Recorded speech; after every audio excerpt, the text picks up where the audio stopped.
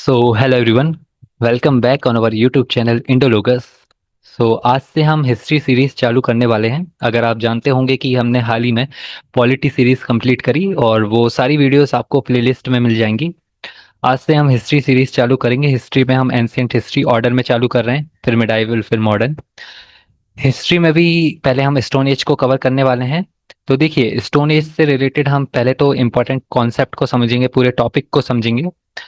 फिर उससे रिलेटेड जो भी हमारे इंपॉर्टेंट क्वेश्चंस बनेंगे उनको देखेंगे, जो हमने पॉलिटी सीरीज में करा था। पहले हम 25 to 30 मिनट्स का हमारा लेक्चर रहता था, जहाँ पर हम इंपॉर्टेंट कॉन्सेप्ट को पहले समझते थे। फिर उससे रिलेटेड जो भी हमारे इंपॉर्टेंट क्वेश्चंस रहते थे उनको करते थे। तो वैसे ही हम हिस्ट्री सीरीज में भी फॉलो करेंगे। तो चलिए पहले शुरू करते हैं। पहला चैप्टर हमारा एंशियंट हिस्ट्री का, स्टोन एज।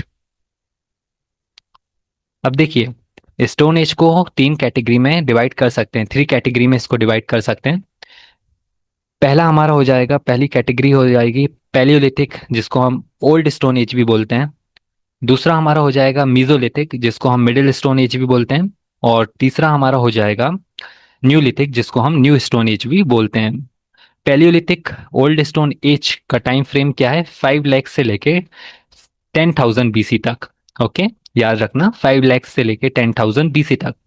अब ये पैलियोलिथिक ओल्ड स्टोन एज है, उसको हम फर्दर तीन कैटेगरी में डिवाइड कर सकते हैं। पहला हमारा हो जाएगा लोअर अर्ली पैलियोलिथिक पीरियड, जो हमारा रहेगा 5 लाख से लेके 50,000 BC तक। दूसरा हमारा हो जाएगा मिडिल पैलियोलिथिक पीरियड, जो हमारा हो जाएगा 50,000 से लेके 40,000 BC तक। ओके। तीसरा हमारा हो जाएगा अपर पैलियोलिथिक पीरियड, जो हमारा हो जाएगा 40,000 से लेके 10,000 BC तक। तो 5 लाख से लेके 10,000 तक पूरा पैलियोलिथिक पीरियड। यहाँ पर लोअर हमारा 5 से 50, 50 से 40, 40 से 10। अगर हम इंपॉर्टेंट साइट्स की बात करें, किसकी? लोअर या अर्ली पैलियोलिथिक पीरियड की, तो वो हमारे हो जाएगा सोहन, पंजाब। दूसरा हमारा वेलन वेले, जो कि यूपी में है। जो हमारा फेमस है केप्स या रॉक शेल्टर्स के लिए, डिडवाना राजस्थान का, नेवासा या नेवाड़ा पड़ते हैं इसे महाराष्ट्र का, हुंस्की कर्नाटका का, पहलगाम कश्मीर का, या पटने, यहाँ पर PAT आना चाहिए, पटने महाराष्ट्र का। अक्सर क्वेश्चन में पूछ लेता है कि फर्स्ट टाइम ऑस्ट्रिच एविडेंस हमको कहाँ पर देखने मिला था, तो वो हो जाएगा महाराष्ट्र का पटने। मिडिल पैलियोलिथिक की बात करें तो मिडिल पैलियोलिथिक में हमें फ्लेक टेक्नोलॉजी देखने को मिल जाती है। साथ ही साथ फ्लेक टेक्नोलॉजी के साथ यहाँ पर हंटिंग तो हो रही थी और गैदरिंग ऑफ फूड भी हो रहा था। अगर आपसे पूछ ले फ्लिंट स्टोन टेक्नोलॉजी या फ्लिंट स्टोन के बारे में, तो वो हमें देखने को मिलती है अपर पैलियोलिथिक पीरियड में। ओके। फ्लिंट स्टोन से मतलब है पतले पत्थर। ओके। और फ्लेक टेक्नोलॉजी से क्या मतलब है? जब दो पत्थर जो हमारे रहते हैं, उन दो पत्थर को घिस कर नुकीला बनाना। तो एक आपकी हो जाएगी फ्लैग टेक्नोलॉजी और दूसरी आपकी हो जाएगी फ्लिंट स्टोन टेक्नोलॉजी या फ्लिंट स्टोन। वो हमें अपर पैलियोलिथिक में देखने को मिलते हैं, और फ्लैग टेक्नोलॉजी हमें mesolithic not mesolithic sorry, middle Palaeolithic में देखने को मिलती है flag technology. Okay.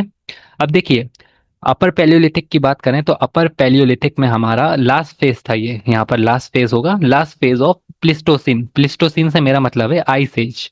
Ice as का अगर जो लास्ट फेज था वो था हमारा अपर पैलियोलिथिक। और अपीयरेंस ऑफ होमोसेपियंस, होमोसेपियंस से मतलब है ह्यूमंस का जो मॉडर्न फॉर्म है, वो भी हमें यहाँ पर देखने को मिल जाता है।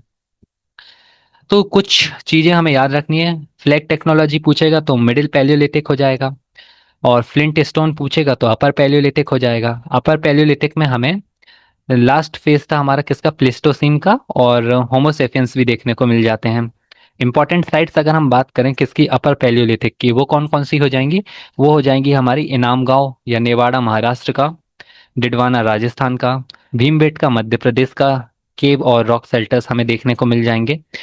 और skull of homo erectus, first time जो स्कल है होमो इरेक्टस का, वो कहाँ पर हमें देखने को मिला था? वो हटनौरा मध्य प्रदेश में हमें देखने को मिला था, हटनौरा जो कि सीहोर डिस्ट्रिक्ट में लग जाता है। और अगर बात करें कि भीमबेटका की रॉक केव्स की डिस्कवरी किसने करी थी, 1957 में डिस्कवर हुए थे, किसने करी थी? VS वकंकर जी ने करी थी। साथ ही साथ इसको यूनेस्को साइट डिक्लेयर कब करा गया था? 2003 में करा गया था, जुलाई में, याद रखना। एक और पर्सन हुए जो थे हमारे Archibald Campbell. He was the first one to identify few rock paintings in India, यहाँ पर फ्यू आएगा, फ्यू। ओके। और एक दो और इंसानों के नाम याद रख लेना। पहला हमारा हो जाएगा कौन? पहला हमारा हो जाएगा सीजे थॉमसन। सीजे थॉमसन इसलिए क्योंकि इनने एंशियंट हिस्ट्री को तीन कैटेगरी में डिवाइड करा था, तीन पार्ट्स में डिवाइड करा था। पहली हमारी हो गई स्टोन एज, दूसरी हमारी हो गई ब्रॉन्ज एज, तीसरी हमारी हो जाएगी आयरन एज। और एक और पर्सन का नाम जो कि हमारे first director general of archaeological survey of India थे, कौन थे? Alexander Cunningham.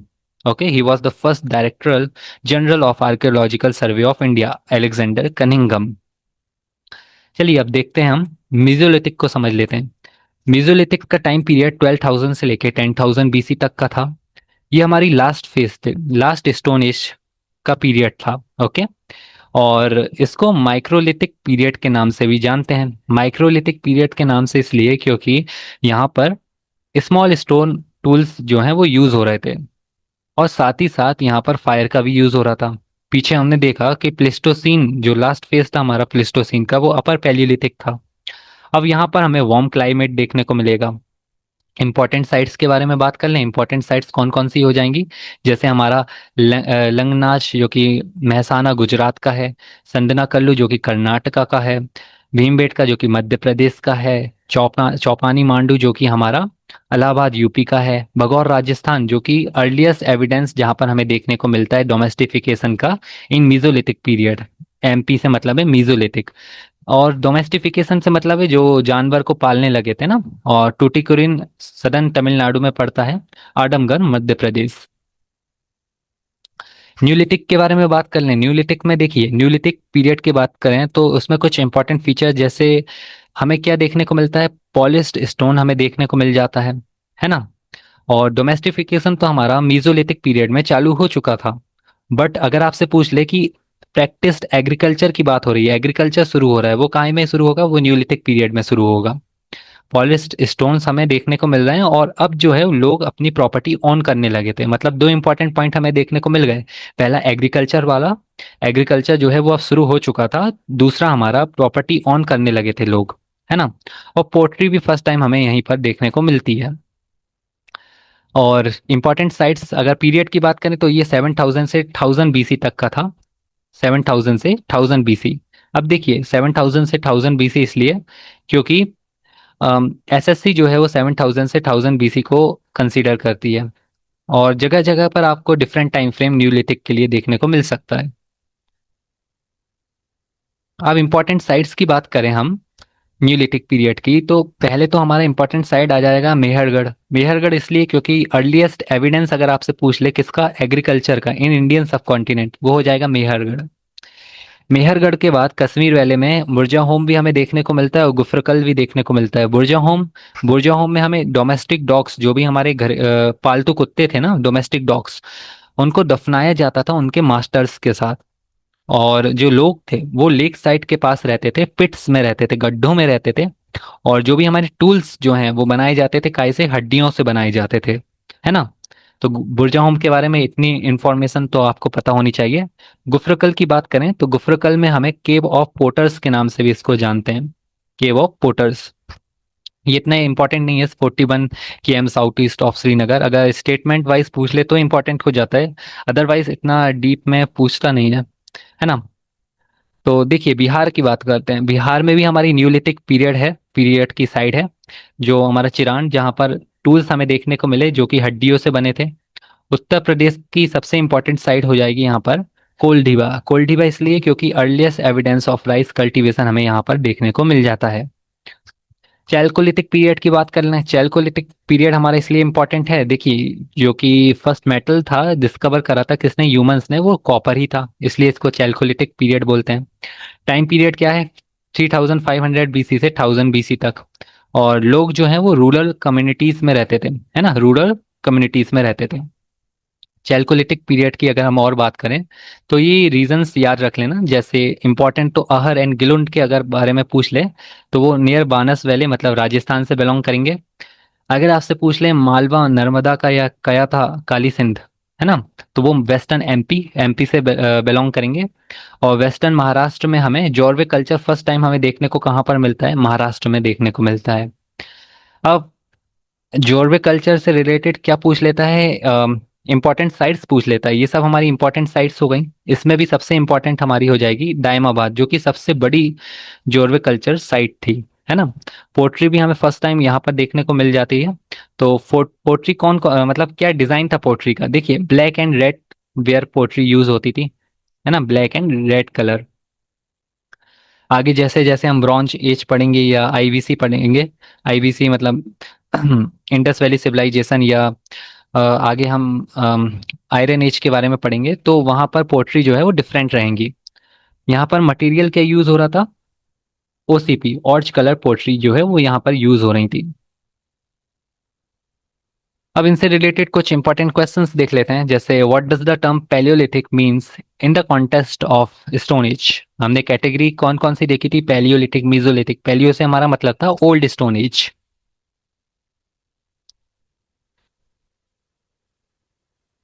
वही सब यहाँ पर दिया गया है।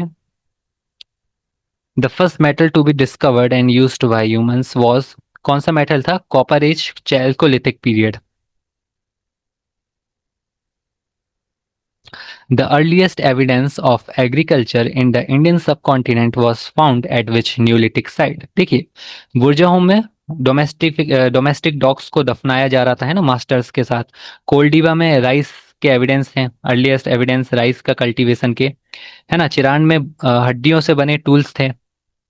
तो मेहरगढ़ में हमें अर्लीस्ट एविडेंस ऑफ एग्रीकल्चर देखने को मिल जाता है। Which period is also known as the Microlithic period due to the use of tiny stone, small stone tools. Microlithic की बात हो रही है, माइक्रोलिथिक से मतलब है mesolithic period.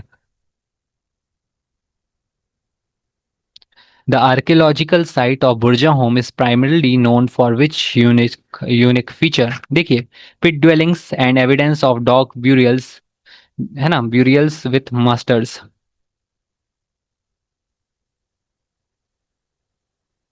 The Jorwe culture, हमें जोरवे कल्चर कहाँ पर देखने को मिलता है, जोरवे कल्चर हमें महाराष्ट्र में देखने को मिलता है।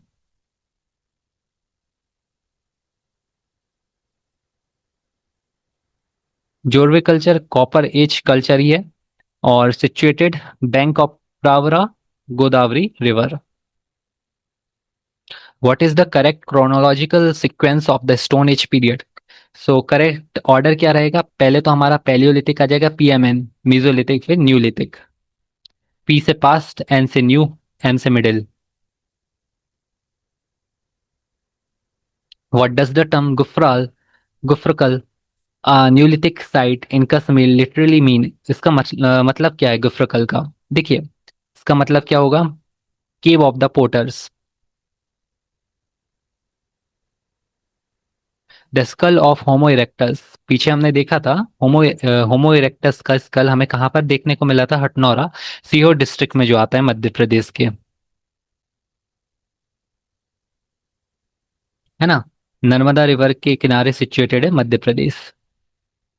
What was the main occupation of people during the middle palaeolithic period? Middle palaeolithic की बात हो रही है, तो मिडिल पैलियोलिथिक में क्या आ जाएगा, हमारा क्या होता था, देखिए इसका राइट आंसर होगा hunting and food gathering. Which archaeological site in Bihar is famous for a large number of bone tools from the Neolithic period? Bone tools मतलब हड्डियों से बने टूल्स कहाँ पर यूज होते थे, चिरांद, बिहार में यूज होते थे। The archaeological site of Langhnaj is located in which state? Langhnaj कहाँ पर है, गुजरात। हमने पढ़ा था ना, मीजोलिथिक में पढ़ा था। A celt from the neolithic period refers to a type of celt. देखिए, ये एक तरह का हमारा टूल ही था। The Kayatha and Malwa cultures are associated with which historical period? Kayatha and Malwa culture के बारे में हमने काय में पढ़ा था, हमने पढ़ा था इसको चैल्कोलिथिक पीरियड में पढ़ा था। The three age system for classifying prehistoric periods, Stone Age, Bronze Age या Iron Age was introduced by? देखिए, किसने इंट्रोड्यूस करा था तीन कैटेगरी हमारी एंशिएंट हिस्ट्री के लिए, स्टोन एज, ब्रॉन्ज एज या iron age? CJ Thomsen. The practice of burying domestic dogs with their masters in pit dwellings is a notable feature of the Neolithic site of India. Neolithic site of, मतलब देखिए, domestic dogs को गाड़ा जा रहा है, किसके साथ? Masters के साथ दफनाया जा रहा है ना? कहाँ पर हमें देखने को मिलता है? बुर्जा home, Kashmir valley, Srinagar, Jammu and Kashmir. Which of the following is not a primary archaeological source for studying the Stone Age? देखिए, स्टोन एज में हमको रिटर्न मैन्युस्क्रिप्ट्स तो देखने को मिले नहीं थे ना, ये तो हमें आगे जाके कुछ कुछ हमें लिखा हुआ मिलेगा काय में, हम जब पढ़ेंगे आईवीसी इंडस वैली सिविलाइजेशन, है ना? अभी तो हमें कुछ ऐसा मिला नहीं है। कंसीडर द फॉलोइंग स्टेटमेंट्स, अब हमें बताना है कौन सा सही है।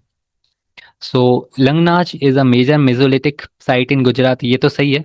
Bagor one of the largest mesolithic sites is located in Madhya Pradesh, तो बगौर तो हमारी राजस्थान में थी ना, बगौर, जहाँ पर हमें अर्लीस्ट एविडेंस ऑफ डोमेस्टिफिकेशन देखने को मिला था, है ना, मेसोलिथिक पीरियड, तो ये गलत हो जाएगा। वन ओनली, ये सही है।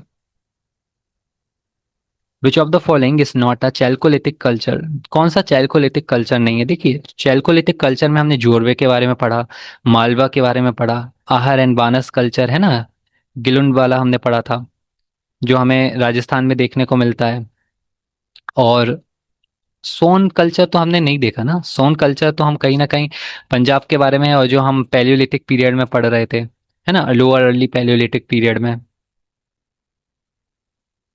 The shift from hunting gathering to herding is a key feature that distinguishes which two period.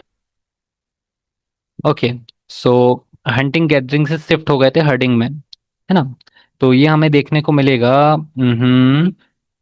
ये हमें देखने को मिलेगा पैलियोलिथिक से मीजोलिथिक में। अब देखिए, हंटिंग हम कर रहे थे, गैदरिंग हम कर रहे थे, वो हम कब कर रहे थे? वो हम कर रहे थे मिडिल पैलियोलिथिक में। ओके, बट यहाँ पर हर्डिंग की बात हो रही है, जो हमारा है डोमेस्टिफिकेशन से रिलेटेड, वो हमें मिजोलिथिक में देखने को मिला।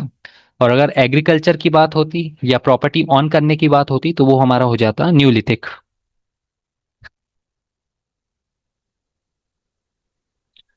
देखिए, असर्शन दिया है, the mesolithic period is characterized by shift towards smaller more refined stone tools called microliths.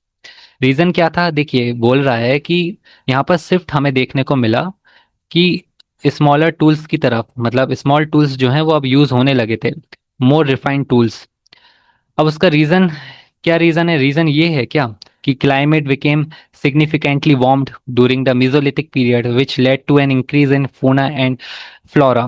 तो वो बात सही है, क्योंकि हमने देखा था लास्ट फेज हमारा प्लिस्टोसीन का था, है ना, अपर पैलियोलिथिक जो हमने पढ़ा था वो लास्ट फेज था, उसके बाद हमारी आइस एज जो है वो फिनिश हो चुकी थी।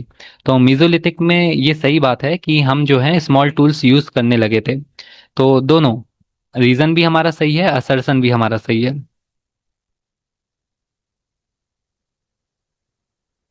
Ostrich were found in India during which period? Ostrich हमको देखने को मिली थी, चैल्कोलिथिक नहीं होगा, है ना, ये तो कुछ है नहीं, न्यूलिथिक में नहीं है, palaeolithic. The Bhimbetka rock shelters known for prehistoric cave paintings are located in which of the following states of India? Bhimbetka Madhya Pradesh, जिन्हें 2003 में यूनेस्को साइट डिक्लेयर करा गया, 1957 में डिस्कवरी हुई, किसने डिस्कवरी करी? हमारी वीएस वकंकर जी ने करी थी। Okay, pottery was first traceable to which period of ancient Indian history? Pottery के बारे में हमने बात कब करी थी? फर्स्ट टाइम हमें कहाँ पर देखने को मिली थी? न्यूलिथिक पीरियड में।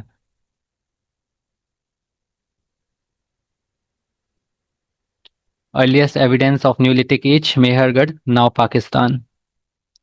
And with this we are done with today's session. उम्मीद करता हूँ आज पहला लेक्चर आपको हिस्ट्री का अच्छा लगा होगा। अब मिलते हैं नेक्स्ट लेक्चर में, जहाँ पर हम आईबीसी के बारे में पढ़ेंगे। सो ख्याल रखिए अपना।